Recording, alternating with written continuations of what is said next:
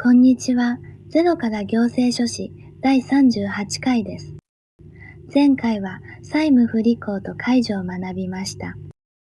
今回から商法と会社法の分野に入ります。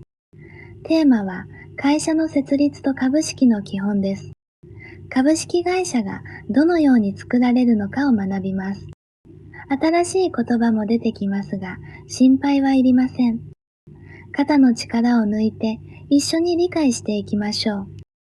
まず今日学ぶ内容を整理します。一つ目は株式会社の特徴です。有限責任など大切な原則を見ていきます。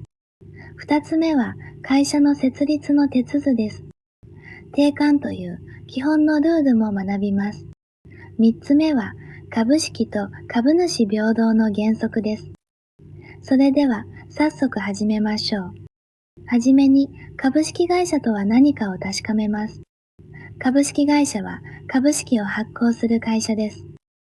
株式を買ってもらい、事業の元手を集めます。出資をした人を株主と言います。株主は会社の実質的な所有者です。たくさんの人から少しずつ資金を集められます。会社そのものも一つの法人です。株主とは別に権利や義務の主体になります。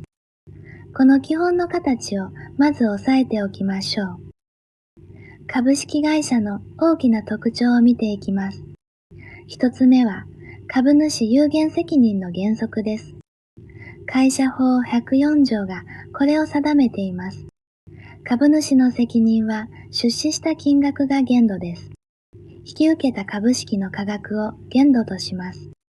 会社が多額の借金を負っても同じです。株主がそれを直接返す必要はありません。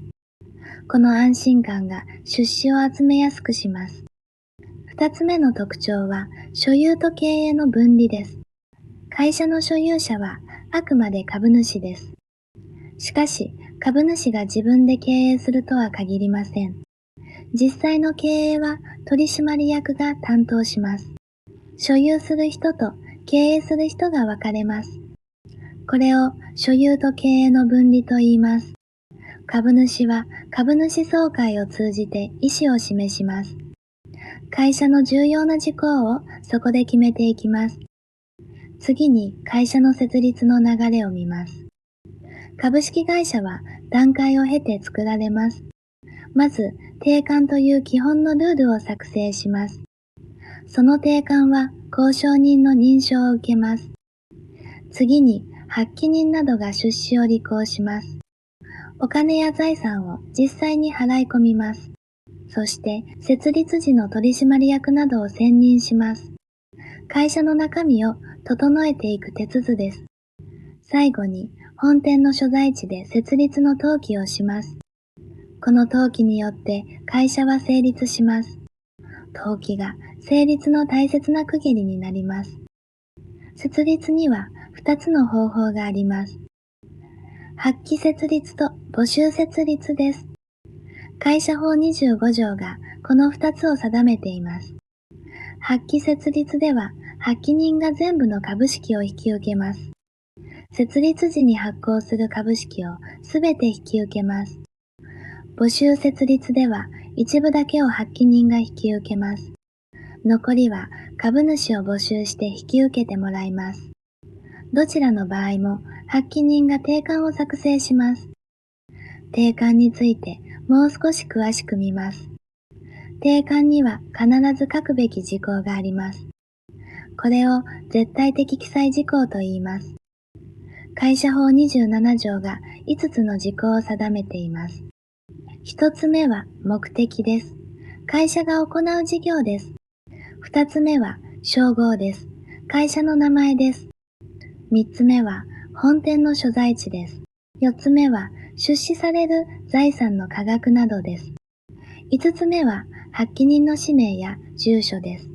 この5つはしっかり覚えておきましょう。1つでも欠けると定款は無効になります。続いて出資と資本金を見ます。株式を引き受けた人は出資を行います。発起人は状態なく出資を履行します。お金で払い込むのが原則です。お金以外の財産を出すこともできます。これを現物出資と言います。設立時の現物出資は発起人ができます。なお、資本金の最低額は定められていません。そのため、少ない資本でも設立できます。ここで会社の期間に触れておきます。期間とは会社の意思を決める仕組みです。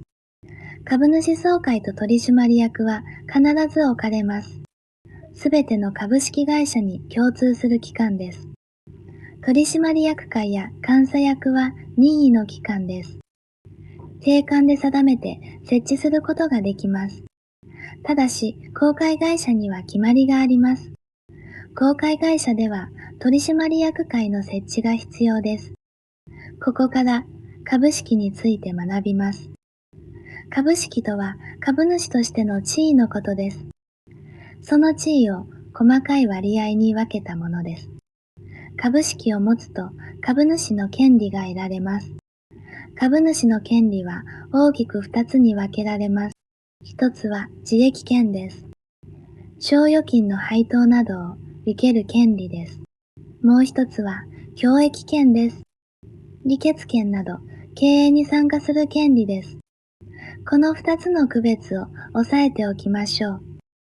株式には特別な種類もあります。これを種類株式と言います。会社法108条がその内容を定めています。権利の内容が異なる株式を発行できます。例えば、優先株式があります。配当などを優先して受けられる株式です。議決権が制限された株式もあります。譲渡に会社の承認がいる株式もあります。会社は目的に応じて使い分けます。株式の最後に大切な原則を学びます。株主平等の原則です。会社法109条がこれを定めています。株主は平等に取り扱われます。その基準は持ち株の内容と数です。同じ種類の株式なら扱いは同じです。株式一つごとに同じ価値を持ちます。一部の株主だけを不当に優遇できません。多く持つ人ほど大きな影響力を持ちます。少数の株主を守る大切な原則です。ここで今日のクイズです。会社の設立と株式についての問題です。正しい内容はどれでしょうか？ A は株主が借金を無限に返すという内容です。B は目的や称号が絶対的記載事項という内容です。C は株主平等は一人一票という内容です。少し考えてみてください。正解は B です。株主の責任は有限責任でしたね。株主平等は持ち株の数に応じて考えましたね。今日のまとめです。株式会社には大きな特徴がありました。株主有限責任と所有と経営の分離でした。設立は定款の作成から始まりました。定款の絶対的記載事項は5つありましたね。株式には自益権と共益権がありました。そして株主平等の原則が基本でした。しっかりと復習しておきましょう。ここまで会社の設立と株式を学びました。会社法の入り口を押さえられました。次回は基礎知識の分野に進みます。テーマは行政書士法などの諸法令です。行政書士の業務や義務を学びます。独占業務や守り義務がポイントになります。今日の会社法もしっかり復習しておきましょう。高評価とチャンネル登録でこれからも一緒に頑張りましょう。